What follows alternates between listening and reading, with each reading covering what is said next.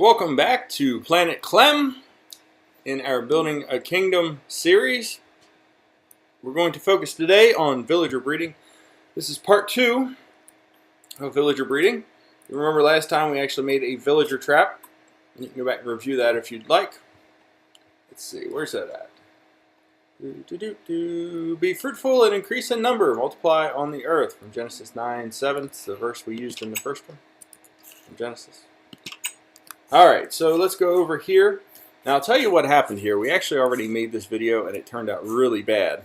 So we're remaking it. It's a little further along than we really want it to be with a lot of this stuff, but we'll show you what we've got here. So we have some villager stands here that are some marketplace stands, you can see.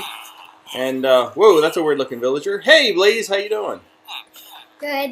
Alright, we've got Blaze here with us. We also have Cake Village. He's not on screen, but he's here. We have Goldmon here with us, and I am Clem, of course. Alright, so when you are breeding villagers, the most important thing to have is doors. A lot of doors. So let's see what doors we have. We have doors on here. Now these doors, you'll notice there's 2 overhanging blocks. Otherwise it's straight to the sky after 2 blocks out here. And you could count that as 3 possibly, I guess. And then you have 1, 2, 3, 4, 5 in here. So this would be considered the inside of the door, and that would be the outside of the door out there. We've also, up on this second level, we have some additional doors up there. And when I like to build doors, I like to, when I build castle walls, I like to put little rooms in here for the villagers to stay. All of this creates doors. Now, I would suggest doing double wide doors if you want more villagers. I've only done single because I like the way they look better, but if you really want a lot of villagers, do double wides like those. Now, how do we get our villagers happy? Cake Village, how do we get our villagers happy? You give them wheat or bread. You give them wheat or bread, so you can throw them wheat or bread. How else there, Goldmon? You can trade with them and give them food. Trade with them and give them food, that's right. Alright, so we're going to try to trade with these guys here. So you walk up to them, you can do that little clicky thing there, and then you trade with them. You can get stuff. You can see what they want here. They want 24 paper for 1 emerald. Or you can do a book and an emerald for an enchanted book with projectile protection 4. That's pretty good. That's a real good one. I think we'll come back for that. It's not always. Wait, that's 57 emeralds though. That's very expensive, isn't it? Yeah, but it's... Alright, you can get 10 books for an emerald. You can do an emerald for a compass. 10 emeralds for a compass. Alright, 4 emeralds for a bookshelf. You can do all types of stuff with these guys, and the further you trade, the more they'll be willing to trade with you. There's Blaze around there again. So you want to trade. I like to keep these guys. You can kind of see. I'll show you here. Oh, I just threw paper at him. They'll keep it. Yeah, I know you will. Keep the change. Keep the change.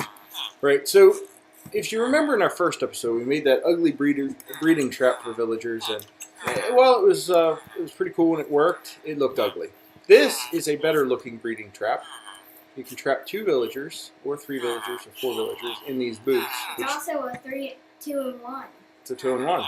Because these booths are now make it look like it's some sort of a trading center. It's a shop. It's a shop. Open air market, as we've been calling it. Now you get experience when you trade with these guys, so that's another cool thing. It's a 3-in-1. It is 3-in-1. It's an experience farm too. Pretty nice. So once you start doing this, you'll see this guy here. He's got some hearts going over his head. Oh, you missed it. See if we can find more. They'll have hearts flying over their head, and that means they are ready to breed, and they find somebody else that has hearts over their head, then they will start breeding. So that's the important part. Now these doors, let's talk about doors quick. I think Blaze wants to sleep. Blaze wants to sleep. Well, it is dark, so we probably should sleep. Blaze is already in a bed over here on another screen. Didn't even know it was dark out because it's so well lit in here. He took your bed. He took my bed? Alright, well, I'll I'll go in the hotel in here. We'll talk about doors here quick while I'm sleeping. So with the doors, the more doors you have, the more villagers you have. And I believe the equation is 35% of the doors you have is how many villagers you get. So basically 1 in every 3 for every 3 doors you can have 1 villager as a maximum, and they will breed and breed and breed until that maximum is reached. So that's the importance of putting doors. Now, it can't be just any door. Like I said, it has to have an inside and outside, which means the open air to the sky has to be more on one side than the other side. It can't be equal, and it can't be both closed in completely. There we go. There we got some breeding villagers right there. Nope, we interrupted them. Carry on. Missed a spot on the wall. A skeleton just hopped on. A skeleton the just hopped fence. on the fence out there?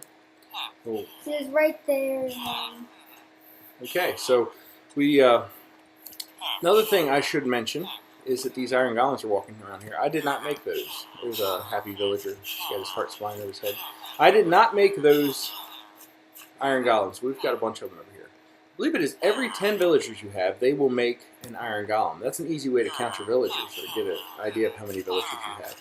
Now, I believe I have counted, in our village now, we have 170 doors, I believe it is. I think I counted that. So if you take that and roughly divide by 3, you can figure out we can have 50, almost 60 villagers, I guess it is, doing quick math in my head. So with all of that being said, that is how you create a kingdom from a village.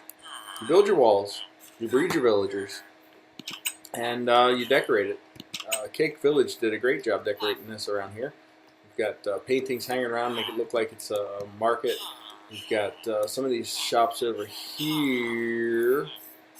Yeah, I like this armorer shop. It's got an armorer and weaponsmith and everything in there. I believe a toolsmith. So you got some tools up here. You've got some armor around here. And if you get in a pinch or somebody's in here and wants to buy it, they can walk off with that armor if they wanted to, I guess. So great job decorating this.